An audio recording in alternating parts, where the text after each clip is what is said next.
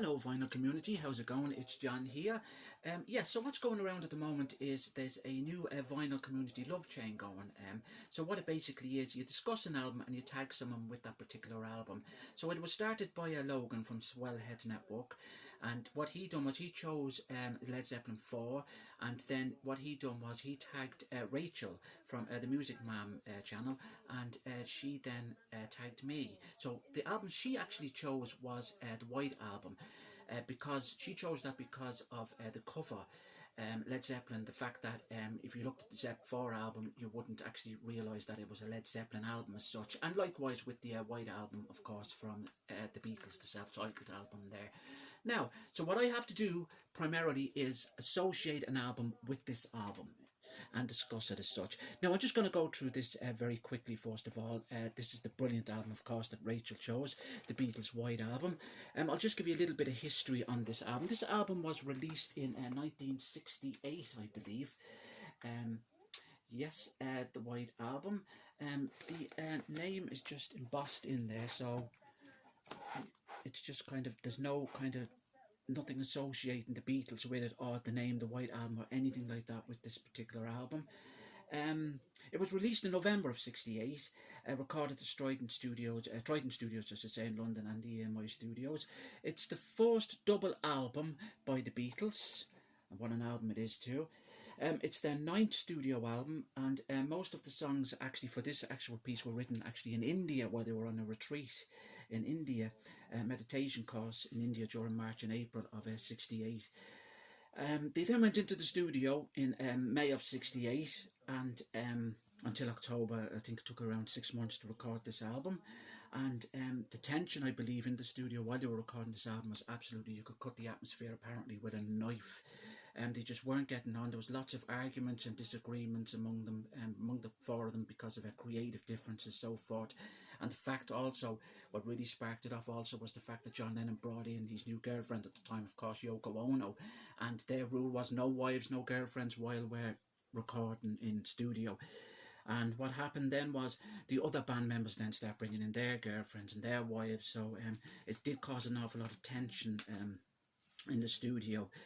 The album itself was produced by the brilliant George Martin, who actually took leave actually during this album as well, because of the tension and the arguments that were actually going on. So I remember reading that he took leave. Yes, he went on holidays apparently for a few weeks and just left them. And also the engineer walked out during the sessions of this particular album as well. Yes. So Ringo Starr actually also left for a time too, apparently, and I believe the first 2 tracks back in the USSR and Dear Prudence, he actually didn't drum on those particular hits either, or those particular songs I should say either.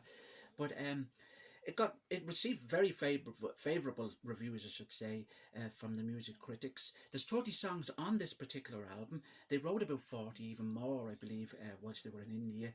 Not all the songs, of course. They brought material in with them into the studio as well, and Paul and John worked together as much as they could during it. But apparently when they were in the studio, there's very few songs actually with the 4 of them together actually recording. They were in different separate rooms and they were recorded at different times because the tension was absolutely outrageous apparently at the time. It really was them coming to the end of their kind of, the cracks were really beginning to show with this particular album. And John Lennon has always said that you can actually feel that the album, or the band were primarily at the end of their road. They were generally heading for the split. Yeah, but it did produce some absolutely fantastic songs, because some of the songs on this is absolutely outstanding, and each song actually on this album takes on a different kind of a different story as such, and there's a lot of stories associated to a lot of the songs on this album. It's very much a favourite amongst a lot of Beatles fans. The album was originally to be called I think A Doll's House, I think it was. I know it was, they had a different name primarily for this album, but it ended up being called the White Album anyway. Yeah, but the thing about this album too is there's a lot of experimenting on this album, and especially with tracks like Revolution 9, which just isn't a song primarily, because it just kind of goes off into its own kind of little retreat as such and creates all these different kind of sounds, so forth. But there's so much song, so much different kind of genres on this album, if you like. It's kind of a very wonderfully strange album. Like some tracks are like blues, some tracks are real rock, some tracks are even country, and there's even alternative sound on it, and there's even a metal sound. If you take the track, for instance, Helter Skelter, which actually sounds like a metal song as such, and it was prior to Zeppelin, so it's probably one of the first heavy metal songs to come out. The Beatles, they were so well ahead of their game, so well ahead of their time, and it has the brilliant, one of my own personal favourite Beatles songs, While My Guitar Gently Weeps, which has apparently George Harrison, of course, wrote that song, was so unimpressed with the other band members at the time that he felt that they weren't putting the heart and soul into that particular song, that he actually called Eric Clapton in to actually play guitar on that song as well. And there's actually a song on this particular album that is actually associated with Eric Clapton for his love of sweets. Apparently they named Sweets apparently after a particular song on this album as well, because he enjoyed chocolate so much.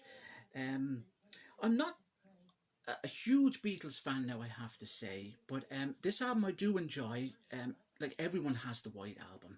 Every Beatles fan loves the White Album, and I know it's famous for the fact that the producer George Martin always felt it should have been a one-piece album, which is kind of, in a way, sounds absolutely bloody ridiculous. I know Ringo Starr says he can only listen to side one, I think it was he said. Oh no, I think he apparently said that it should have been done on 2 albums. It should have been the White Album and the Whiter album, so it should have been done on 2 separate albums. But yeah, I believe it was George Harrison that actually said that he only ever listened to side 1, but it's brought out some absolute crackers, this album. It's absolutely fantastic, and Helter Skelter, just absolutely a brilliant song. The original to that, I believe, goes on for 20 odd minutes, 24, 25 minutes, even longer. And yeah, of course, the famous saying at the end, "Oh, I've got blisters on my fingers," from Ringo. And I believe George Harrison was running around the studio with an ashtray on fire on his head during the second half of that song. So there's lots of stories associated with this particular album, in fact, drugs and so forth. But it's some beautiful ballads on this album as well. If you take Paul McCartney's Blackboard, an absolutely cracker of a song as well. Anyway, I shouldn't be going on too much about this album, but it's such an iconic album, such an absolutely fabulous album. This is not an original pressing, of course. The original pressings were all individually numbered. So a lot of fans are always very glad to have the original press, and I believe the Beatles got the first 4 copies, and I believe Ringo Starr's, I remember reading a few years back, I think his copy sold for 800,000. It was copy number 1 of this particular White Album. But yes, it's a fantastic album, double album, of course. So what am I going to associate with this? Well, lots went around in my mind. I was thinking, Dear Prudence, will I show a Susie and the Banshees album, because Susie and the Banshees, I like, punk band, because they done a cover version of Dear Prudence. And then I says, will I show Eric Clapton, the fact that he guitars on the album and is associated with certain songs on this album? I'm not too sure. My Guitar Gently Weeps is going to associate with Prince, actually, but no. What I'm going to do is, it's the 8th album, yes, and John Lennon wrote most of the songs on this album, yes. Right, so I'm going to associate David Bowie's Young Americans with this album. The reason why, Young Americans is Bowie's 8th album, and the fact that John Lennon has very much a big input on this album. Of course, he co-wrote the song Fame with Bowie, and Bowie covers the brilliant Across the Universe. Now, Across the Universe naturally is not on the White Album, but the John Lennon is there, and John Lennon was a great fan of a great friend of David Bowie as well. And the fact that this album stands out to me too is getting away from the whole kind of try to move away now from the White Album, is the fact that this album stands out alone for me too, because it's Bowie's soulful album. It's his soul album as such, his Plastic Soul album, and it's a very heartwarming album. It's an album of its time, Young Americans, and that's why I chose it. It's kind of during 74, during his tour of 74, he kind of moved towards that kind of soulful sound, that Philly sound, Philadelphia sound, and moved away kind of from that glammy rock sound. He was kind of moving into a new direction of music, and that's what led to this brilliant masterpiece, Young Americans. It was originally meant to be called The Gooster, but Bowie scrapped that. Now, John Lennon had no correspondence whatsoever. I know he didn't have anything to do with the Gooster at all. It wasn't until he kind of teamed up with John Lennon, and it was spoke to John Lennon because Bowie was having a lot of personal issues with his management, Tony DeFries at the time, and John Lennon really got him through that and helped him through that kind of personal phase of his life. And the song Fame actually is written about his ex-manager, Tony DeFries. So he wanted to get out of kind of the contract he had with him, and John Lennon helped him to do that. And Bowie always spoke very highly of Lennon because of that.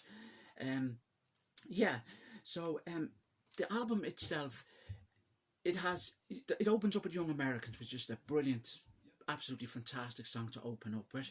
It's followed by the brilliant Win, which just the sound is absolutely so fresh on each of these songs, and it creates such a good mood and spirit as such.